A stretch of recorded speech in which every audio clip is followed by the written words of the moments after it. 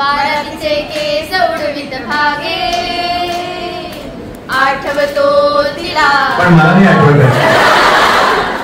Director Hemant आहे. Hemant, first class Dabhade आता release होऊ घातला या जानेवारीच्या अखेरीस.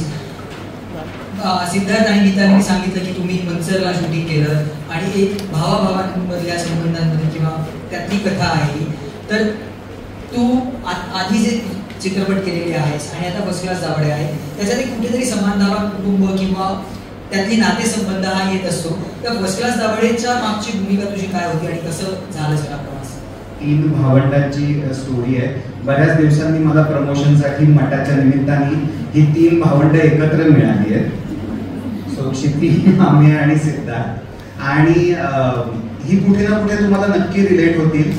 असं नाही की प्रत्येकाचा स्वभाव तुम्हाला रिलेट होईल, पण काही काही गोष्टी असतात, स्वभावाच्या काही ट्रेट्स असतात आणि ते बऱ्याचदा असं होतं की अरे नाही, मी असं कधीतरी केलेलं आहे. रादर या तिघांच्याही कॅरेक्टर्स मधनं हे महत्वाचं एक लक्षात येतं की आपला माणूस, जसं आपण म्हणतो की टेढ़ा है पर मेरा है, तसंच येते. आपला माणूस एकदा, ही नाती अशी असतात की ती आपण निवडत नाही, ती आपल्याला मिळालेलीच असतात. आई, बाबा, भाऊ, बहीण, ती कधी निवडता येत नाही, ती आपल्याला मिळालेली असतात. त्यामुळे ती टिकवावी लागतात, निभवावी लागतात आणि अशीच ही 3 पात्र आहेत. आणि सेटअप अर्थात त्यांनी सांगितलं तसं नारायणगाव मंचर या साईडला आहे, पण अतिशय देखणा परिसर आहे. मीही त्याच भागात नाही, तो माझं गाव तिथेच आहे. आम्ही आता इकडे 3 रोहियाइट्स आहेत, 4 रोहियाइट्स आहेत, तर तुला आम्ही ना मानद जावई पण देऊ. क्या बात आहे, थँक्यू. सो तू आता वेगवेगळ्या वेब सिरीज करतोस, चित्रपट, मालिका या सगळ्यांमधून फिरलायस, नाटक एकांकिकांमधून फिरलायस. फर्स्ट क्लास दाभाडेमध्ये आता तू एक भावंड म्हणून एक आहे, त्या 3 भावांपैकी एक आहेस, भावंडांपैकी एक आहेस. तर मंचर, नारायणगाव, पुणे फार काही लांब नाहीये. सो तिथे शूट करतानाचा म्हणजे मला गीताली म्हणाली की तो एक असा पिकनिक सारखा किंवा असा एक अनुभव होता सगळा, म्हणजे की दर दिवसाच्या शूट नंतर तुम्ही एकत्र येऊन खूप गल्ला करायचा रात्री वगैरे. तर तो सगळा अनुभव आणि या चित्रपटात तुझा प्रवास कसा आहे? नाही, पिकनिक सारखा अनुभव हा पॅकअप नंतरच मिळायचा. जनरली 12-13 तास जे आम्ही शूट करायचो ते तर बऱ्यापैकी चॅलेंजिंग होतं, कारण हेमंत त्याच भागातला असल्यामुळे त्यांनी अत्यंत अभ्यासपूर्ण असा तिथे उन्हाळ्याचा पिरियड निवडला होता तिथे शूटिंग करायला. त्याला असं वाटलं आपल्या गावी सगळे येत आहेत तर सिनेमा आपण करतोय, सिनेमासाठी घाम घालायलाच पाहिजे. आणि बाकीच्यांना नाही, सिद्धार्थ चांदेकरची तुम्ही त्याचा ऑरा बघा, त्याची स्किन बघा, त्याला कधी घाम आलेला मी तरी पाहिलेला नाही. म्हणजे सदाशिव पेठेतल्या ॲम्स्टरडॅमचा जन्म त्याचा आहे, त्याला कधी घाम यायचा नाही, त्याला कशाचा त्रास व्हायचा नाही या सगळ्याचा. मी त्याने येऊन जाऊन असायची, ती काम नसलं की हॉटेलमध्ये जाऊन AC रूम मध्ये बसून बघायची, त्यामुळे तसं तिला कधी त्रास झाला नाही. राजसी नवीन आहे, तिला त्रास होत जरी असेल तरी कोण विचारणार. प्रॉब्लेम झाला माझा आणि क्षितीचा, कारण आम्हाला दोघांनाही मराठी सिनेमासाठी घाम गाळायची लहानपणापासून सवय आणि तो घाम येतच होता सतत. त्यामुळे हा, तर त्या म्हणजे तो भाग अत्यंत सुजलाम सुफलाम असा भाग आहे. तिथे खूप छान निसर्गरम्य ठिकाणं आहेत वगैरे, पण कसं शूटिंगला लाईट्स असतात, एका वेळेस खूप लोक एका रूम मध्ये असतात, त्यानंतर आउटडोर शूटिंग करायला लागतं. ते फोटोमध्ये खूप छान दिसतं ते सगळं, पण तिथे जेव्हा तुम्हाला आउटडोरला जाऊन कष्ट करायला लागतात त्याची वेगळी गंमत असते. बट अपार्ट फ्रॉम दॅट या सगळ्या गोष्टी नंतर सुखदायक वाटल्या या कारणामुळे, कारण की फार जवळची माणसं सगळी एकत्र होती, ते स्पिरिट होतं एकत्र काम करायचं. त्यामुळे तो घाम जो आम्ही काढला त्यानंतर सुद्धा असा त्याचा त्रास नाही झाला असं मी म्हणेन, मजा झाली. क्षिती, तू रुईयाचीच आहेस, तू या स्टेजवर परफॉर्म केला, वरती ऑडिटोरियम मध्ये रिहर्सल्स वगैरे अगदीच नेहमीच्या. डॉक्टर्स ऑफ महाराष्ट्र असेल किंवा बाकी सगळ्याच एकांकिका, आज तू परत इथे आलेली आहेस, फर्स्ट क्लास दाभाडेच्या निमित्ताने आलेली आहेस. कसं वाटतंय आता, कसं वाटतंय? मला मस्तच वाटतं रुईयाला आल्यावर. असं मी प्रमोशनला आले हे मला नंतर आठवलं. ऍक्च्युली कॉलेजला परत आले खूप दिवसांनी. इथे पहिलं आल्या बघितलं मी एसी लावलाय ते एसी लावलाय आणि पंखे पण झाले. तर मला असं झालं की वाव. आम्ही कमी कॉलेजला असताना ऑडिटोरियमला पण एसी वगैरे काही नव्हतं. खिडक्या उघड्या ठेवून तालमी करायच्या. पण मस्त वाटतं मला. रुईयाला येऊन खूप ओळखीचं तर मामा भेटला. ती मावशी आहे रुईयाची ती भेटेल. सो मला येऊन खूपच खूपच भारी वाटतं. आणि हेमंत बरोबर चित्रपट करताना होम प्रोडक्शन असतं, प्रोडक्शन नाही पण होम डिरेक्टर असतो. काही कन्सेशन मिळतं का कोणाला? त्याला तुला प्रोड्युसर मी आहे. If at all me concession देणार पण ते त्याला नाही मिळत. आणि डिरेक्टर म्हणून हेमंत कसा आहे? खूप छान. खूप खरंच खूप छान आहे. म्हणजे एक नट म्हणून पण मी सांगू शकते आणि प्रोड्युसर म्हणून पण की एक तर कारण आम्ही एकत्र 4 सिनेमे केलेत प्रोडक्शन हाऊस म्हणून जे त्यांनी डिरेक्ट केलेत. प्रत्येक सिनेमात काहीतरी वेगळं करण्याचा प्रयत्न करतो. तो जे विषय निवडतो किंवा त्याला जे एखाद्या विषयातलं भावतं ते त्या सगळ्या पेजवर आम्ही एकत्र असतो. म्हणजे रिलेशनशिप्स बद्दल कॅरेक्टर्स बद्दल ची जी त्याच्याबद्दल त्याला ओढ आहे खूप ते त्याला मांडायचं असतं. सो आम्ही एका पेजवर असल्यामुळे काम करायला मजा येते. आणि ह्या फिल्मला स्पेशली मजा आली मला आणि सिद्धूला. म्हणजे आता मजा आली असं म्हणायला हरकत नाही कारण तो लहेजा वेगळा होता. ती भाषा वेगळी आहे तिकडची. ती पकडायला जरा कठीण गेला आम्हाला. पण खूप मजा आली ते करताना. आणि हेमंतने निदान माझ्यावर तरी आणि मी सिद्धूच्या वतीने हे बोलू शकते आमच्या भाषेवर फार मेहनत घेतली त्यांनी. राजश्री तू रुईयाची आहेस. 11वी वारी रुईयात होतीस. वन्स रुई हेड ऑलवेज रुई हेड. काय तुला असं वाटलं की 12वी नंतर थांबू नये? काय सांगितलं? चांगला प्रश्न आहे. चांगलं. आणि नाव पण सांग कॉलेजचं.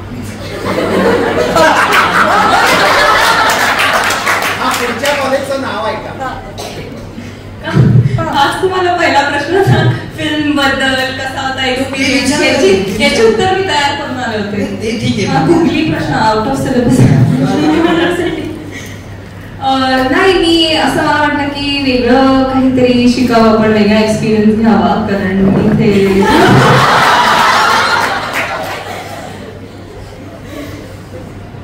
मला ऍक्च्युली खरं सांगायला गेलं तर मी 12वी नंतर असा जरा आळशीपणा केला आणि मी ऍडमिशन घ्यायला खूप उशीर केला.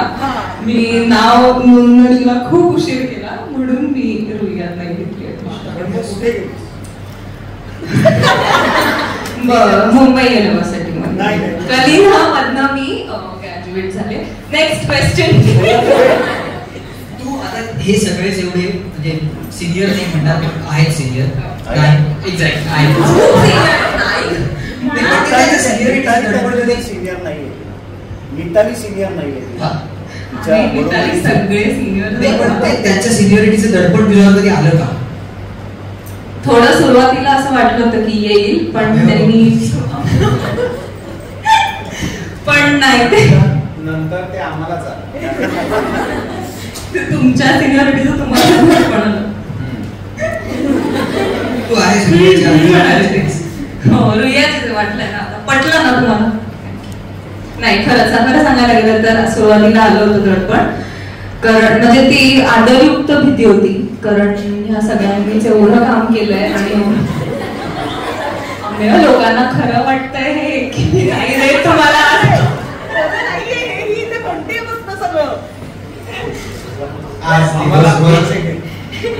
एका इंटरव्ह्यू मध्ये जी आदरयुक्त भीती आहे तर इंटरव्ह्यूवर विचारतोय की या दोघांबरोबर आम्ही आणि सिद्धार्थ यांच्याबरोबर काम करून कसं वाटलं तर तिनं सांगितलं की इतकं छान वाटलं आणि ह्या दोघांसारखे होतकरू कलाकार तर आम्ही एकमेकांकडे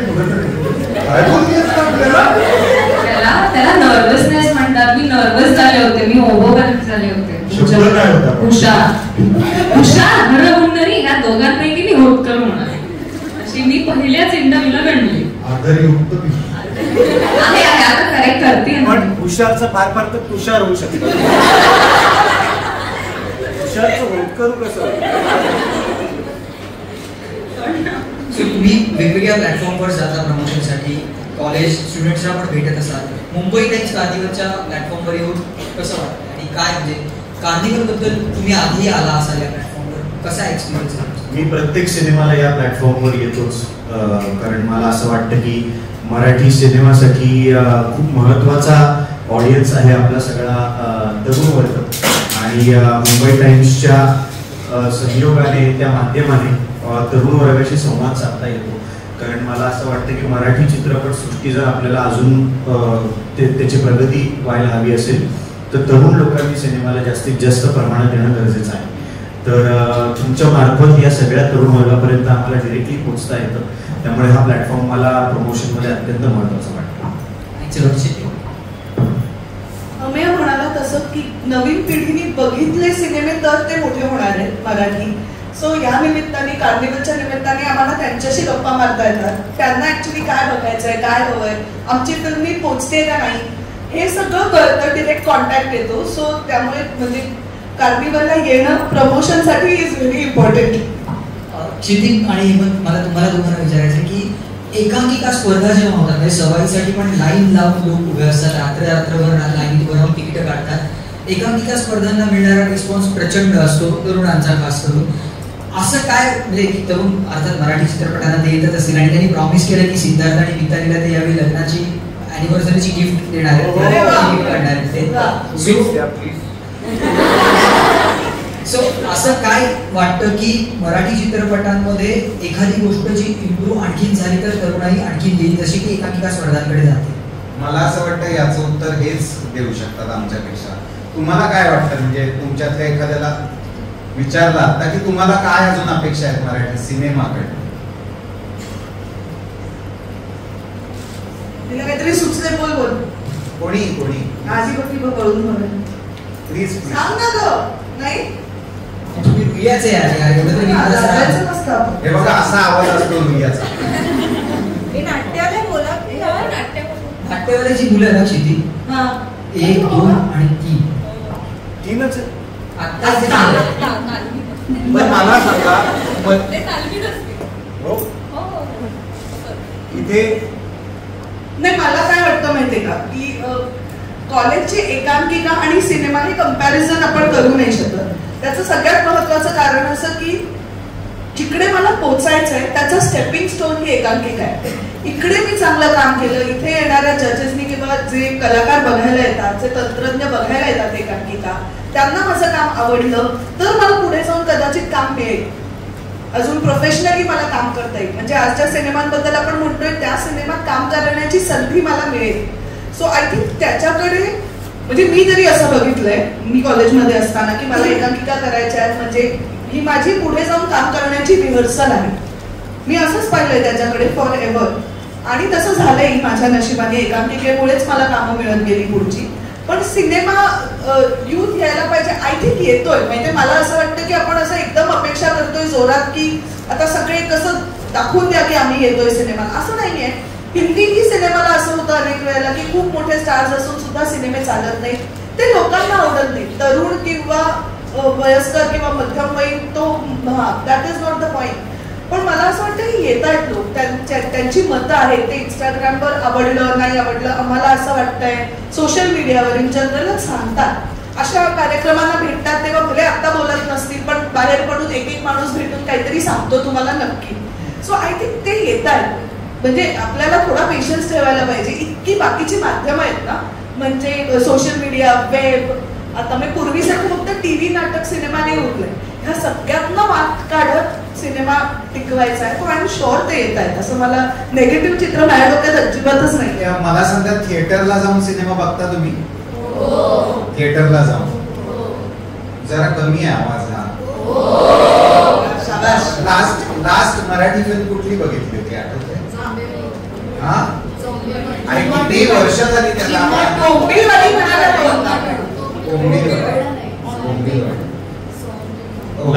शेवटचा थिएटरला जाऊन पाहिलेला मराठी सिनेमा 1 वर्ष झालं. 1 वर्ष झालं. जसं आपल्याला अभ्यासासाठी कॉलेजला जावंच लागतं, कॉलेजला न जाता नाही होत शिक्षण, मग भले तुम्ही बंक करा काही करा पण कॉलेजला जावंच लागतं. तसंच आहे, चित्रपट बघायला थिएटरला जावंच लागतं. चित्रपट हा जो बनवला जातो तो त्या एक्सपिरियन्स साठी बनवला जातो. लार्जर दॅन लाईफ एक्सपिरियन्ससाठी बनवला जातो, तो मोठ्या पडद्यासाठी बनवला जातो. तो तुम्ही मोबाईलवर, लॅपटॉपवर, टीव्हीवर बघाल तेव्हा तितकी मजा येते. मजा येणार तुम्हाला, गोष्ट चांगली असेल, सिनेमा चांगला असेल तर तो चांगलाच वाटणार, पण थिएटरमध्ये जाऊन बघितला पाहिजे. आणि मला असं वाटतं ही जबाबदारी आपल्या सगळ्यांची, इन्क्लुडिंग अस, की आपण सिनेमा हा थिएटरमध्ये जाऊनच बघितला पाहिजे. एक छोटीशी गंमत आहे. तुम्ही कुठलं आता एकांकिका असेल, कुठलंही नाटक असेल, तुम्ही ते जेव्हा टीव्हीवर लागतं तेव्हा तुम्ही पाहता का? नाही. ते त्या जागी जाऊन आपलं जे खरं आयुष्य आहे ते विसरून त्या जगात जेव्हा आपण जातो तेव्हा तो एक्सपिरियन्स आपल्याला मिळतो. हे बरोबरच आहे, ती कलाकृती तेवढी सुंदर असायला हवी. ती नसेल तर मग तुम्ही तुमचे पैसे खर्च करून जाणार, विकेटचा वेळ वाया घालवणार, हे असं होता कामा नये. हे आम्हाला सुद्धा तितकंच माहिती. फर्स्ट क्लास दाभाडे बाबतीत हे मी तुम्हाला गॅरंटीनं सांगू शकतो. तुम्ही आमच्या शब्दावर उठून तिकीट काढून थिएटरला जा. पुढचं तिकीट तुम्ही स्वतःहून आम्हाला न सांगता काढाल, ही गॅरंटी मी तुम्हाला आता देतो. तुम्ही तुमच्या भावंडांना घेऊन जाल, तुम्ही तुमच्या आई वडिलांना घेऊन जाल, कारण यात काम करणारे आम्ही आहोत. स्टोरी तुम्हा सगळ्यांची, चेहरे आमचे आहेत फक्त. तुम्हाला तुमच्या बहिणीबद्दल, तुमच्या मोठ्या बहिणीबद्दल, किंवा तुमचे कपडे वापरणाऱ्या लहान बहिणीबद्दल, किंवा सतत त्रास देणाऱ्या भावाबद्दल, किंवा आपलं अफेअर कळू नये असं वाटणाऱ्या मोठ्या भावाबद्दल जे जे वाटतं ना, ते सगळं या सिनेमामध्ये आहे. आणि असे पण भावंड आहेत की यार माझं त्याच्याशी भांडण झालं होतं, जे आपण मगाशी बोललो, पण नाही मला त्याच्याशी बोललं पाहिजे कारण तो तर माझा भाऊ आहे. हे सगळे हे तुमचेच फिलिंग्स आहेत आणि हे तुम्हा सगळ्यांच्या फिलिंग्स मधनं आम्ही आमचे चेहरे वापरून बनवलेला सिनेमा आहे.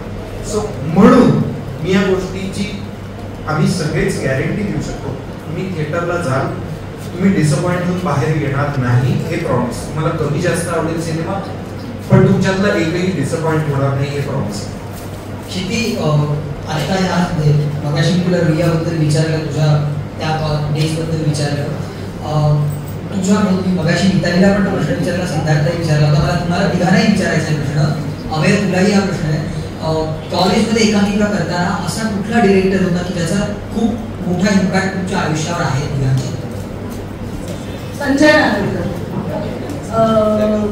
म्हणजे नाट्यवाड्यामध्ये असताना मी संजय बरोबर 2 एकांकिका केल्या, सो त्याचा खूप मोठा इम्पॅक्ट आहे. आणि दुसरं इंग्लिश नाटक आम्ही जेव्हा केलं, ज्यामुळे फेस्को सुरू झाली, हिमांशू जोशी, त्याचा खूप इम्पॅक्ट आहे. पण या 2 दिग्दर्शकांचा आहेच. नाही, माझं असं झालं की माझ्या बरोबर जे डिरेक्टर्स होते त्यांच्यावर माझा खूप इम्पॅक्ट आला. असं निपुण धर्माधिकारी, सारंग साठे, हे पण दोघे तुम्ही बघाल ते आज वेगवेगळ्या क्षेत्रात कार्यरत आहेत. निपुण धर्माधिकारी ऍक्टर झालेत, आता सारंग साठे स्टँडअप कॉमिक झालेले आहेत मोठे, हे पण दोघे निर्माते झालेले आहेत. ऍक्टर तर ते आहेतच, माझं बघून ते अँकरिंग पण करतात. तर माझा खूप इम्पॅक्ट पडला यांच्यावर. मी एकटा फक्त आधीपासून ऍक्टिंग करत होते, यांची रिक्षा फिरतीये मध्येच, acting, direction, anchoring, standup, reels. त्यामुळे मला असं वाटतं मीच इम्पॅक्ट पडला यांच्यावर.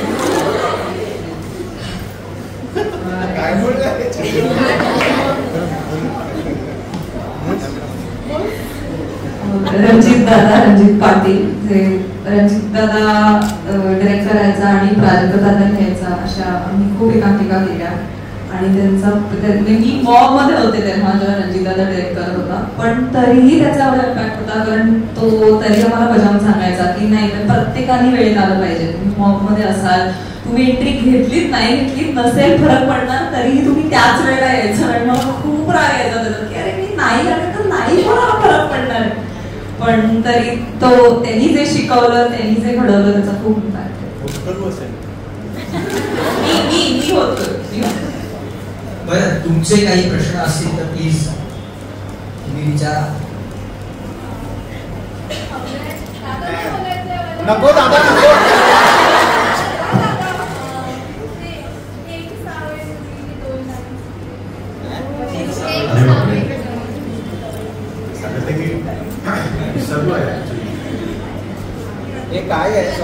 एक सिरियल करायचो, दिल दोस्ती दुनियादारी करायचो.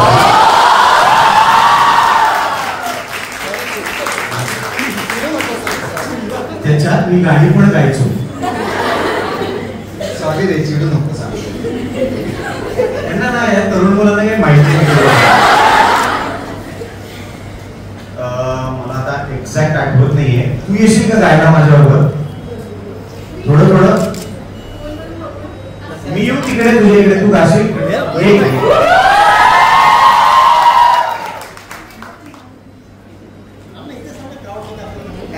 क्राऊड मध्ये फोटो मिळतील.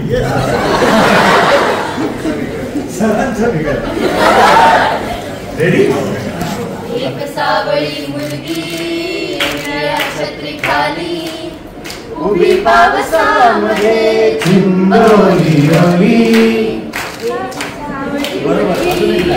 निळ्या छत्री खाली उभी पावसामध्ये चिंबोली ओली. पुढचं येतंय ना तुला?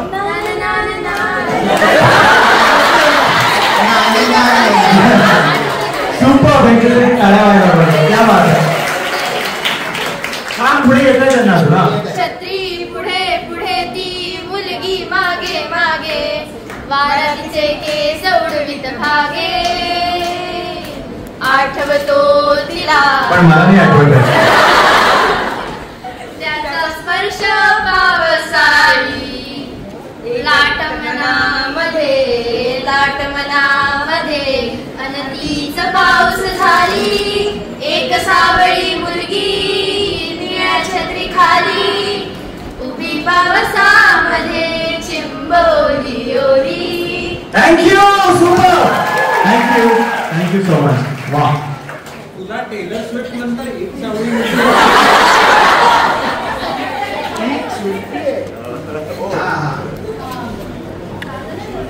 नाही, आम्हाला एक प्रश्न आहे. अजून एक काय अजूनचा नेक्स्ट तू आता सेकंड सीझन बघितलंस नीट? त्यात 6व्या एपिसोड मध्ये काय झालं माझं ते बघितलंस? मग मला काय घेणं देणं असेल?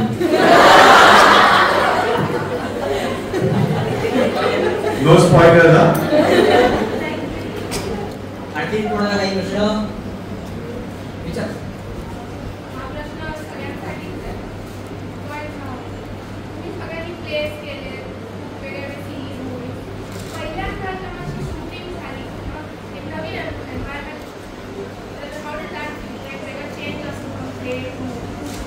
पहिल्यांदा जेव्हा तुम्ही प्ले टू मूवी किंवा सिरीज असं पहिल्यांदा शूटिंग केलं तेव्हा ते एन्व्हायरमेंट कसं होतं सगळ्याचं? आय थिंक राजश्री आणि मितालीनी याचं उत्तर द्यायला पाहिजे असं मला वाटतं. Started with shooting. माझा नाटक केल्यावर कसं वाटेल ते.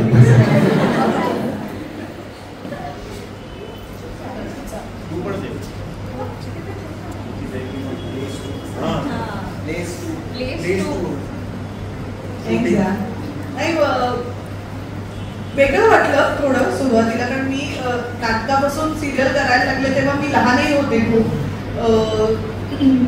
18 वर्षाची होते मी एक्झॅक्टली. सो एक नाटकाची स्पेशली एकांकिकेची एक सवय असते आपल्याला. मी तिथनं आल्यामुळे की हे असं करायचं, मग दिवसभर तालीम, मग त्याच्यानंतर अचानक स्क्रिप्ट मिळतं, एक कॅमेरा बघून एकच गोष्ट परत 4 वेळा, एक रिॲक्शन परत 4 वेळा द्यायची. त्याचे जे टेक्निकल ऍस्पेक्ट्स आहेत ते थोडं कळायला वेळ लागतो. पण माझ्या नशिबाने आणि आय एम शुअर आम्ही सगळे म्हणू शकतो की आजूबाजूचे लोक चांगले मिळाले आम्हाला, जे शिकवत गेले, जे समजावत गेले, ज्यांना माहित होतं की हे आमच्यासाठी नवीन आहे, त्यांच्या हेल्पनी, सपोर्टनी आणि आम्हाला शिकायचं होतं कारण आम्हाला हे काम करायचं होतं. आमच्या शिकण्याच्या वृत्तीने ते सोपं झालं. But yes, it's a different medium for sure. म्हणजे ते कळायला एक वेळ लागतो थोडा. कारण ते शिकवलेलं असतं ना, जोरात बोलायचं, मोठ्यांनी बोलायचं. तर आता माईक लावलाय आपल्याला, तर एवढं मी ऍड केली पहिल्यांदा तेव्हा असं झालं की मी मॅडम धीरे बोलायचे का तर कसं एक एक्सप्रेशन्स लावून बॉडी लँग्वेज वेगळी. तर ती काय म्हणाली तसं की टेक्निकॅलिटीज बदलतात आणि तसं तुमचे डिरेक्टर सांभाळून घेणारे असतील, समजून घेणारे असतील तर खूपच बेटर होतं. आणि होतकरू कलाकार असतील छान सोपं.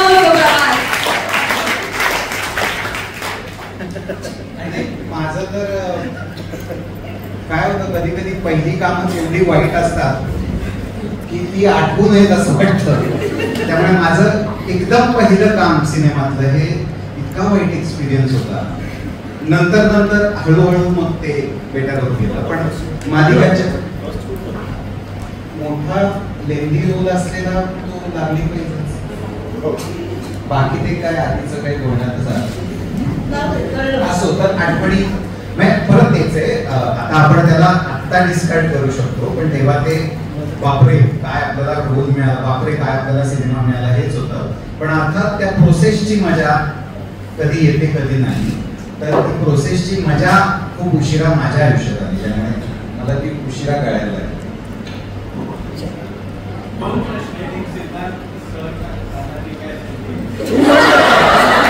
हे तू दादाच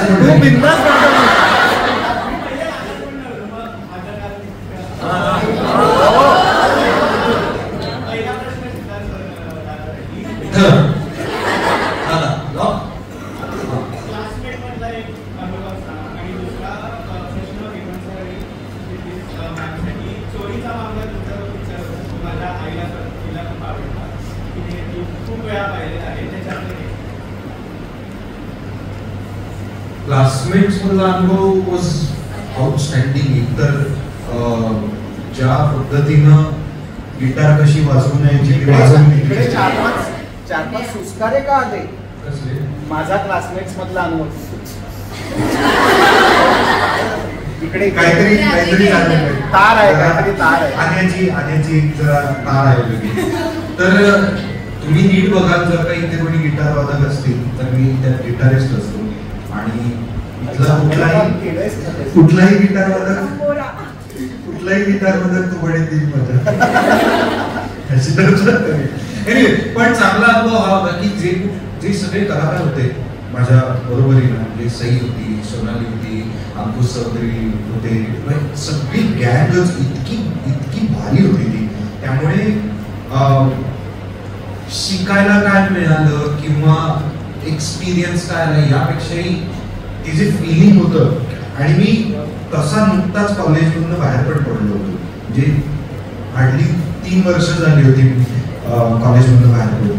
तर पुन्हा एकदा ते सगळं करून मग आम्ही सोफायस मध्ये शूट करायचो. मजा यायची. संपला प्रश्न झाला उत्तर.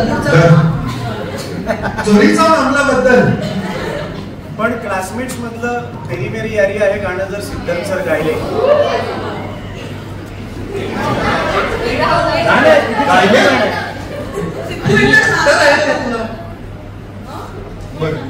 गाऊ. हो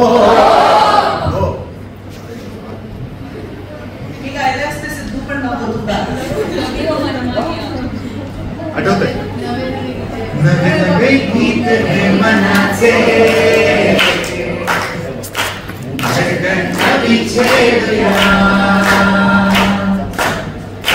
नवे नवे गीत है मनाचे धडकन नवी छेडूया. जिंदगीला नव्याने मिळवू चेहरा हा सोनारला.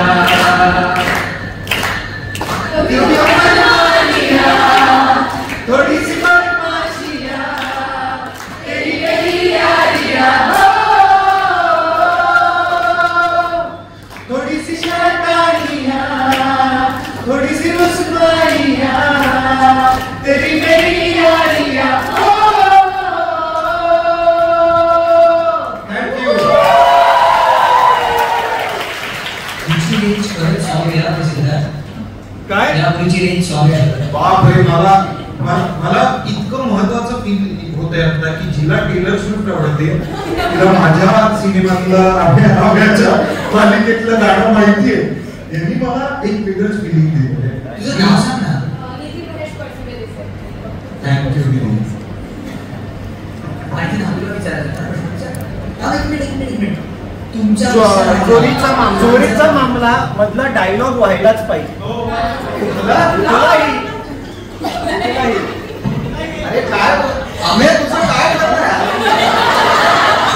मंडळी. आम्हाला आता दिवसभर खूप प्रमोशन्स आहेत, पण हा माणूस आता का तो आहे का एवढी मजा कुठे येणार आहे का? हा पण अनुभव कसा? अगं तू मस्त सेंटरला बसून छान तुझं ठरवलंय असं नाही काय खूप छान होता अनुभव. एकतर मी आणि शिती त्यात नवरा बायकोच होतो, त्यामुळे जानवी चित्रपट बघितला असेल. घरी तेच, कामावर तेच, हेच झालं माझं. फार काही वेगळं करावं लागलं नाही. बायकोला नवरा घाबरत असतो ही अतिशय नैसर्गिक भूमिका माझ्या वाट्याला आली आणि फार अभ्यासच त्या निमित्ताने करावा लागला नाही. पण आमचा मित्र प्रियदर्शन जाधव हा अतिशय स्ट्रिक्ट दिग्दर्शक आहे, त्यामुळे मी विनोदी काम जेव्हा करतो तेव्हा आपल्याला एक सुटायची सवय असते. तर तो खूप ओरडायचा आणि त्याच्या पद्धतीने तो करून घ्यायचा. आणि मी आणि जितेंद्र जोशी शूटिंगचे पहिले 7 दिवस फक्त आमचं शूट होतं आणि क्षिती 8व्या दिवशी जॉईन झाली होती. आणि पहिले 7 दिवस आम्ही जे काही करत होतो त्याला दर्शन एवढंच म्हणायचा, झालं तुमचं, हे कॉमेडी वाटतंय का तुम्हाला, हे नाही कॉमेडी, असं खूप खूप ओरडत असायचं आम्हाला. आणि 8व्या दिवशीपासून क्षिती आली आणि त्याचा सूरच बदलला. क्या बात आहे, सुंदर, क्या बघितलं तर आमचं असं व्हायचं, अरे आम्ही कोण आहोत. पण त्याला काय बाईचा दराराच असा आहे की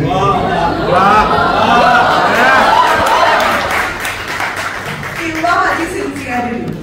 मी टाइमपास न करता सिन्सिअरली मी एक सांगते तुम्हाला चोरीचा मामलाबद्दल. जर तो सिनेमा तुम्हाला आवडला असेल, आमच्यापैकी कुणाचंही काम, तर त्याचं पूर्ण क्रेडिट दर्शनला आहे. कारण त्याला हवं तसं त्यांनी हवं तेवढंच काम करून घेतलंय आम्हा सगळ्यांकडनं. तर आणि मी सिन्सिअर होते म्हणून मी ओरडा खाल्ला नाही. हा, आणि जितेंद्र जोशी खूप टाइमपास करायचे शूटिंगच्या मध्ये म्हणून त्यांना ओरडा पडायचा. हो ना. अरे ते जितेंद्रचं आठवत असेल ना माझी पात्र तुला असं होणारच नाही. तुला डायलॉग नाही. मला एकच आठवतंय, पाटील दरवाजा उघडा. आता पुढे. हे आमचे मित्र परमजित आदुवाली, हे पंजाबहून आहे. एवढंच आठवतंय.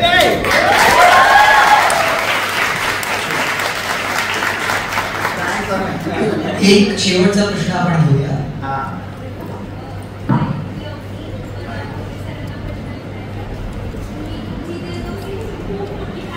थँक्यू.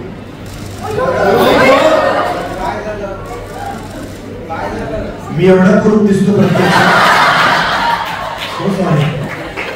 या माणसाची काय नाही.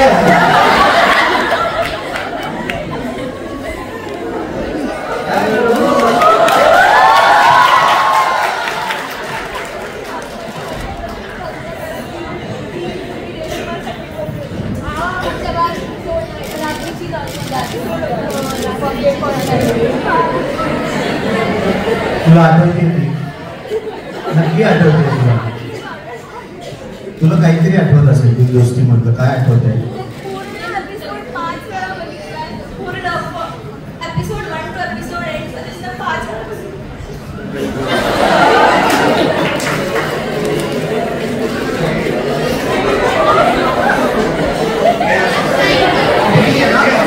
तुझं नाव अवनी आहे ना, एका अवनीसाठी जोरदार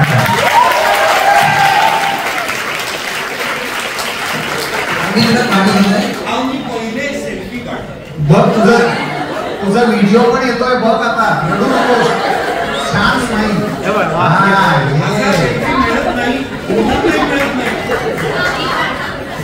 उद्या महाराष्ट्र टाइम्सचा फ्रंट न्यूजला बातमी आम्ही रडवलं कॉलेज.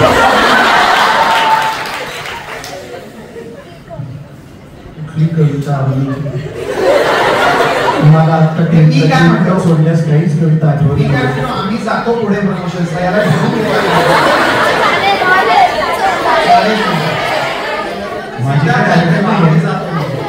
मी दिलो तुझं टायटल सॉन्ग म्हणून तू म्हणशील या पण आहे कोरस मध्ये. पण तो वेटिंग फर्स्ट क्लास दाभाडे नावाचा माझा सिनेमा आहे, तोही बघा. रेडी? हा, स्टार्ट. दुनिया ही रंगबिरंगी आपल्या वेड्या स्वप्नांची मैत्री तया. अवनीसाठी जोरात गा. काही रंग हे जन्मभराचे मैत्री करा चरणाची रेतही भारी दोस्तांना सावरणारी सोडणारी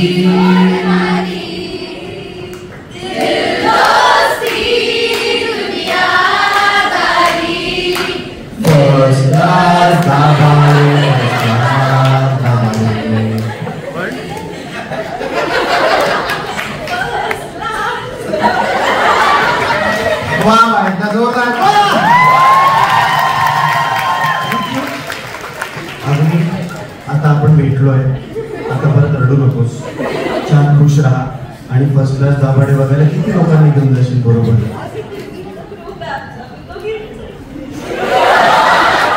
हे आवनी माझ्याकडनं तुला एक स्पेशल गिफ्ट.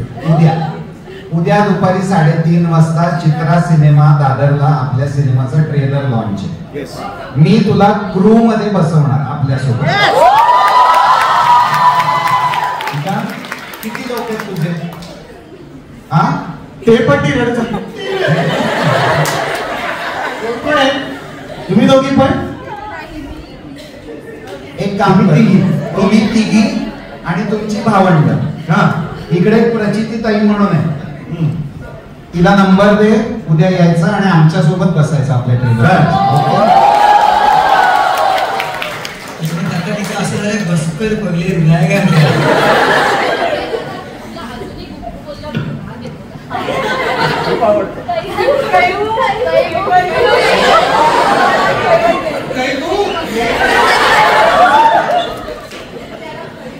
येऊ का रे आता याला पुढच्या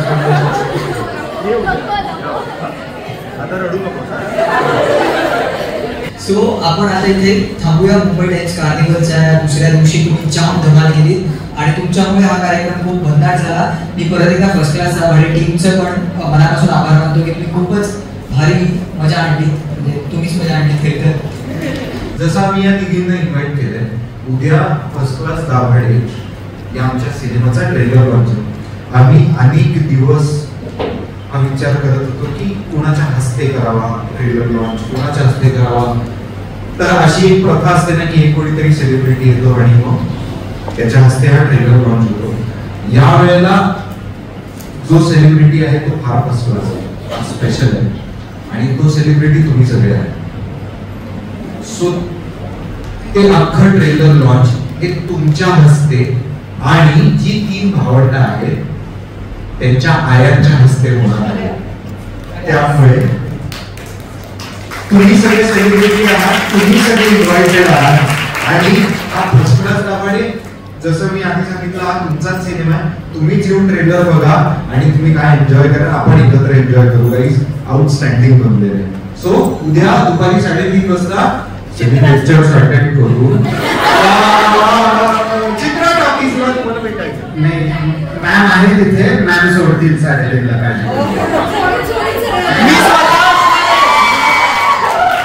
ही फिल्म नक्की बघा, कारण फर्स्ट क्लास दिलाची गोष्ट आहे, प्रचंड दोस्तीची गोष्ट आहे, दुनियादारीची गोष्ट आहे. त्यामुळे